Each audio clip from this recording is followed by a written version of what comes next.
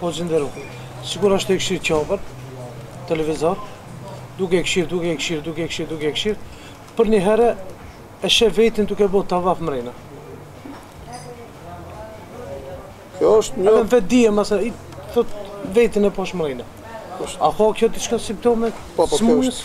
Kjo është një prej simptomeve, se kjo tregon se është sihr takhayul, do të thonë sihri me fantazia. Edhe unë kam pas raste, disa prej rasteve ku i kam lexuar rukje posaçërisht grajën kanën.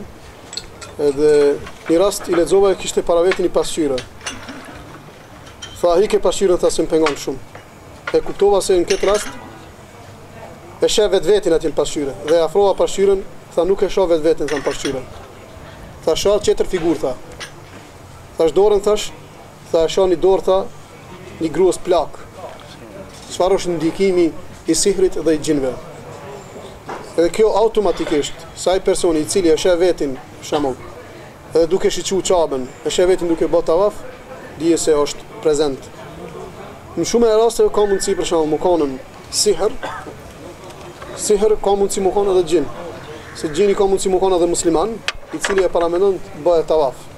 I cili ka deportuar trupin e njeriut, ka mundësi mukon edhe musliman. Se ka raste për shembull ku gjini deporton në trupin e muslimanit për disa shkaqe, për shembull, për zullum ose pi pa kujdesisë ose pi moti ka hin trupin e tij dhe kjo nuk e ka diktu vetin, nuk e ka zbulu se e ka higjini trupin e tij dhe i sheh këto gjana.